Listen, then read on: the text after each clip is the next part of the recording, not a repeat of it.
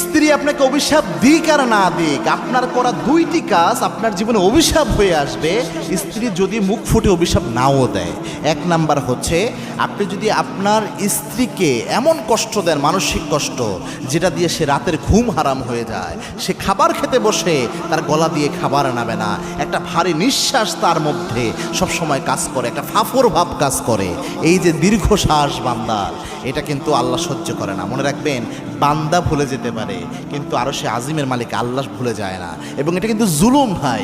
আপনি স্ত্রীকে মনে করতেছেন 3 বেলা খাবার দেই আর কাপড় দেই, 3 বেলা ভাত কাপড় দেওয়ার নাম স্বামী হওয়া না। স্ত্রীর অনুভূতির যত্ন নিতে হয়, স্ত্রীর মন মানসিকতা বুঝতে হয়। এজন্য যাচ্ছে তাই আচরণ আপনি করতে পারবেন না। এবং আল্লাহর হাবিব সাল্লাল্লাহু আলাইহি ওয়াসাল্লাম জানিয়েছেন, কুল্লুকুম রাঈন ওয়া কুল্লুকুম মাসউলুন আন রাইয়াতিহি, তোমরা প্রত্যেকেই দায়িত্বশীল, তোমাদের দায়িত্বের ব্যাপারে কিয়ামতে আল্লাহ জিজ্ঞাসাবাদ করবেন। কোনো স্বামী যদি এরকম জুলুম করে, সে স্বামী কিয়ামতে আসামি হবে। এবং এই যে জুলুম